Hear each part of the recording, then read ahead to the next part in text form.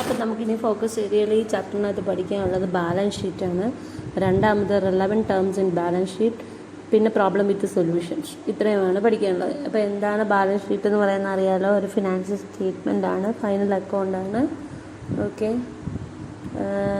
നമ്മൾ പറഞ്ഞായിരുന്നു. അപ്പോൾ ബാലൻസ് ഷീറ്റ് എന്ന് പറയുന്നത് മറ്റേ ട്രയൽ ബാലൻസ് പോലെ ഒരു സ്റ്റേറ്റ്മെൻ്റ് ആണ്. ഇതെന്തിനാണ് പ്രിപ്പയർ ചെയ്യുന്നത്? Four showing the financial position of the business. അതെങ്ങനെ കണ്ടുപിടിക്കാൻ പറ്റും? ഫിനാൻഷ്യൽ പൊസിഷൻ കാണണമെങ്കിൽ നമ്മൾ എന്താ മൊത്തം സമ്മറൈസ് ചെയ്യുക. എന്തൊക്കെയാണ് അസറ്റും ലയബിലിറ്റിയും ഒരു ഗിവൺ ഡേറ്റ് വരെ ഉള്ളത് സമ്മറൈസ് ചെയ്തിട്ട് നമ്മളുടെ ഫിനാൻഷ്യൽ പൊസിഷൻ, ആ കമ്പനിയുടെ ഫിനാൻഷ്യൽ പൊസിഷൻ കാണാൻ വേണ്ടിയിട്ടാണ് ബാലൻസ് ഷീറ്റ് പ്രിപ്പയർ ചെയ്യുന്നത്.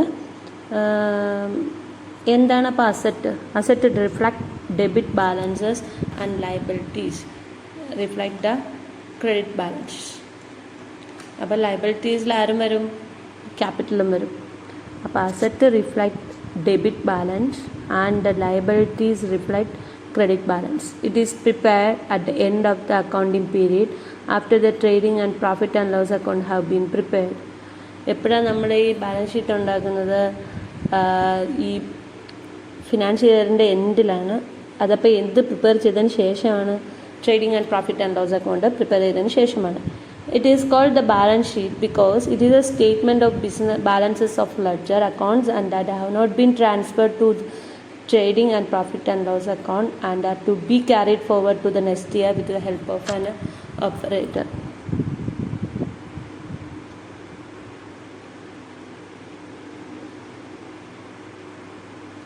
അപ്പോൾ ഇതെന്ന് പറയുന്ന പേര് ബാലൻസ് ഷീറ്റ് എന്നാണ്. എന്തുകൊണ്ടാണെന്ന് വെച്ചാൽ it is a statement of business balances of ledger accounts. Ledger അക്കൗണ്ട്സിൻ്റെ ബാലൻസസിനെ പറ്റിയുള്ളൊരു സ്റ്റേറ്റ്മെൻ്റ് ആണ്. that have not been transferred to trading and profit and loss account and are to be carried forward to the next year with the help of an operator made in the journal at the beginning of the next year. Actually ഇത് balance sheet എന്ന് വിളിക്കുന്നത് ledger കുറച്ച് അക്കൗണ്ട്സിൻ്റെ ലെഡ്ജേഴ്സിൻ്റെ ഒക്കെ balance ഇതിനകത്ത് രേഖപ്പെടുത്തുന്നുണ്ട്. ഇതൊരിക്കലും trading and profit and loss അക്കൗണ്ടിലേക്ക് മാറ്റില്ല. പക്ഷേ ഇത് നെക്സ്റ്റ് ഇയറിലുള്ള ജേണലിലേക്കാണ് മാറ്റുന്നത്. ഓക്കെ, ആലോചിച്ച് നോക്കി ഏതൊക്കെ അക്കൗണ്ട്സ് ആണ് ബാലൻസ് ഷീറ്റ് കാണുന്നത്? Asset, liabilities and capital are shown in the balance sheet. Accounts of capital and liabilities are shown on the left hand side known as liability.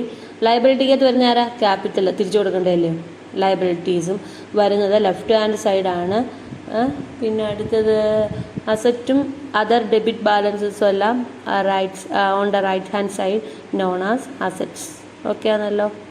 ഇനി അതിൻ്റെ ഫോർമാറ്റ് ഒന്ന് നോക്കാം.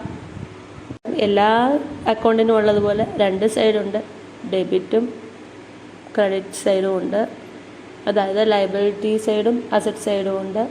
ലെഫ്റ്റ് സൈഡാണ് liability, left liability. Okay, right hand സൈഡാണ് asset. Okay, ഇതിൻ്റെ format നോക്കാം. ഇത് മറ്റേത് നമ്മൾ ചെയ്തതുപോലെ ഇതിനൊരു ഹെഡിങ് കൊടുക്കണം. ആദ്യം ബാലൻസ് ഷീറ്റ് ഓഫ് ഏത് കമ്പനിയാണ് ആ സെറ്റാണ്. ആ സെറ്റ് മാർച്ച് 31 നമ്മൾ അതിന് 2004 അപ്പോൾ അത് 2005.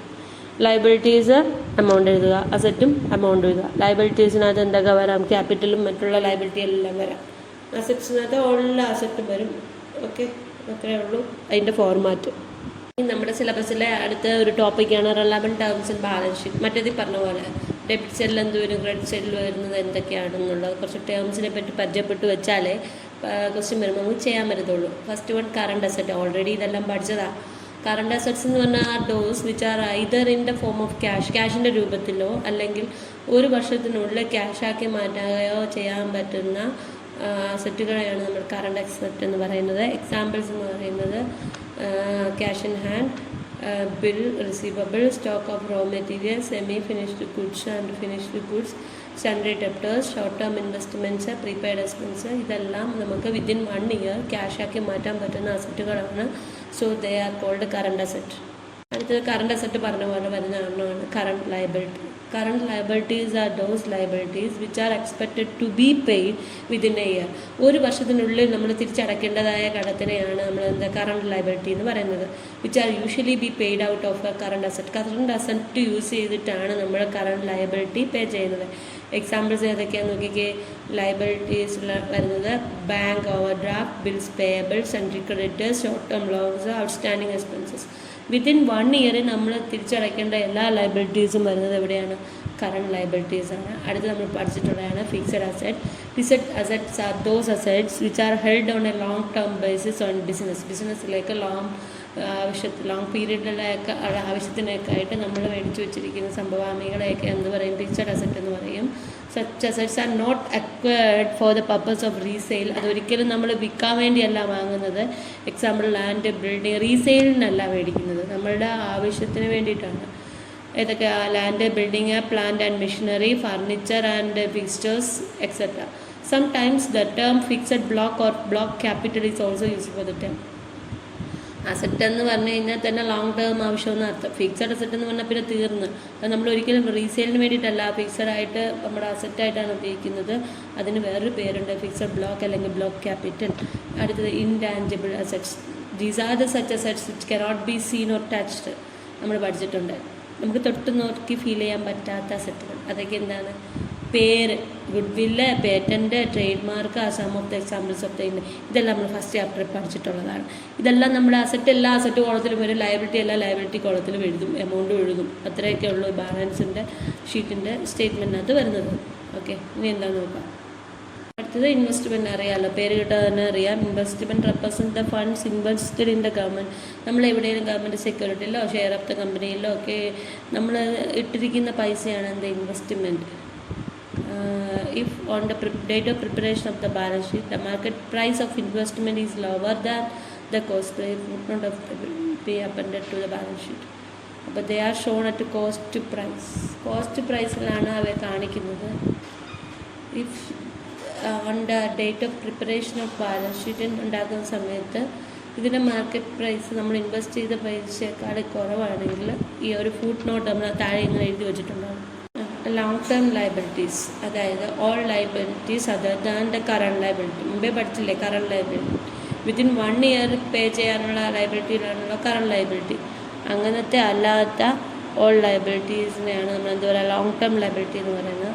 Such liabilities are usually payable after 1 year of the date of the balance sheet. Balance ഷീറ്റിൻ്റെ ഡേറ്റിന് ശേഷമാണ് അതെന്ത് പേ ചെയ്യേണ്ടത്. ദ ഇമ്പോർട്ടൻറ്റ് ഐറ്റംസ് എന്ന് പറയുന്നത് long term loans from bank and other financial institution. നമ്മൾ കുറേ നാളത്തേക്ക് നീട്ടിയെടുക്കുന്ന ലോണൊക്കെയാണ് ഇതിൽ വരിക. ഇത് ക്യാപിറ്റൽ നിങ്ങൾക്ക് അറിയുന്നതാണ്, amount invested by the proprietor. Okay, അപ്പം is the excess of assets over the liability due to outsiders. അപ്പോൾ ഇത് അസറ്റ് കൂടുതലായിട്ട് വരും ഇടുമ്പോൾ അല്ലേ. It represents the amount originally contributed by the proprietor. Proprietor എന്നാണ് ഈ എമൗണ്ട്. ഇത് നമ്മുടെ ക്യാപിറ്റൽ ഇൻക്രീസ് ചെയ്യുന്ന എപ്പോഴാണ്? പ്രോഫിറ്റ് വരുമ്പോഴും ഇൻട്രസ്റ്റ് അതിലേക്ക് വരുമ്പോഴും. എപ്പോൾ കുറയും? By losses and drawings, interest on drawings എടുക്കുമ്പോൾ നമ്മുടെ ക്യാപിറ്റലിൽ നിന്ന് എടുക്കുന്നത്, അപ്പോഴും പൈസ കുറയും. ഇനി എന്താണ് drawings? Amount return by the proprietor is termed as drawings. Drawings എന്ന് പറഞ്ഞാൽ നമ്മൾ പേഴ്സണൽ ആവശ്യത്തിന് വേണ്ടിയിട്ട് എടുക്കുന്ന കാശാണ് drawings. And has the effect of reducing the balance on his capital account. അത് എടുക്കുമ്പോൾ ക്യാപിറ്റൽ അക്കൗണ്ട് കുറയും. Therefore the drawings account is closed by transfer its balance to his capital account. However, it is shown by the way of deduction from the capital in the balance sheet. Balance ഷീറ്റിൽ നിന്ന് കുറച്ച് കാണിക്കുക, ഇവിടെ നിന്ന് ക്യാപിറ്റലിൽ നിന്ന് കുറച്ചിട്ടാണ് drawings കാണിക്കാറ്. ഇനി അടുത്തൊരു time പഠിക്കാനുള്ളത് marshalling of assets and liability. നമുക്ക് ബാലൻസ് ഷീറ്റിൽ asset and liabilities R arranged in either in the order of liquidity or permanence. അതായത് നമുക്കത് കൊടുക്കാൻ പറ്റുന്ന ആ ഓർഡർ അനുസരിച്ച് വേണമെങ്കിൽ ഇടാം. നമ്മൾ ഈ അസറ്റും ലയബിലിറ്റിയും നമ്മളിങ്ങനെ എഴുതത്തില്ലേ. അപ്പം arrangement of assets and liabilities in a particular order is known as marshalling. Marshalling എന്നാണ് പറയുന്നത്. പ്രത്യേക ഓർഡറിൽ ഈ അസറ്റും ലയബിലിറ്റിയും ബാലൻസ് ഷീറ്റിൽ എഴുതുന്നത്. In case of permanence, the most permanent asset or liability is put at the top in the balance sheet, and thereafter assets are arranged in their decent level of permanence. അതായത് permanent ആയിട്ടുള്ള അസറ്റും ലൈബിലിറ്റിയും ഒക്കെ ആദ്യം എഴുതും. അതായത് fixed അസറ്റും ലൈബിലിറ്റിയും ഒക്കെ ആദ്യം എഴുതും, പിന്നെ കറണ്ട് ലൈബിലിറ്റി എഴുതത്തുള്ളൂ. പക്ഷേ മാർഷലിംഗ് 2 types ആണ്. Arrangement of assets and liabilities in a particular order is known as marshalling എന്ന് പറഞ്ഞു. പ്രത്യേക രീതിയിൽ എഴുതുന്നതിനാണ് മാർഷലിംഗ് എന്ന്. 2 തരത്തിലിടാം. ലിക്വിഡിറ്റിയുടെ ഓർഡറിലും പെർമനൻസ്. ലിക്വിഡിറ്റി മീൻസ് യൂസ് ചെയ്യാൻ പറ്റുന്ന എളുപ്പത്തിലുള്ള മെത്തേഡ് അനുസരിച്ച് ഏതാണോ ആദ്യം യൂസ് ചെയ്യാൻ ആദ്യം ചെയ്ത് തീർക്കാൻ പറ്റുന്നത്, അല്ലെങ്കിൽ അതിനെ ആദ്യം എഴുതും. അതായത് കറണ്ട് അസറ്റും കറണ്ട് ലൈബിലിറ്റി എഴുതും, പിന്നെ ഫിക്സഡ് എഴുതും. പക്ഷേ അതിൻ്റെ തിരിച്ചുള്ള പ്രോസസ്സാണ് പെർമനൻസി നടക്കുന്നത്. ഇത്രയുമാണ് ബാലൻസ് ഷീറ്റ് എന്താണ്, അതിനകത്ത് റെലവൻറ്റ് ടേംസ് എന്താണെന്ന് ചോദിക്കുന്നത്. ഇനി അടുത്തതിനകത്ത് നമുക്ക് പ്രോബ്ലം എങ്ങനെ ചെയ്യുന്നതെന്ന് പഠിക്കാം. അത്രയേ ഉള്ളൂ ഈ ചാപ്റ്റർ.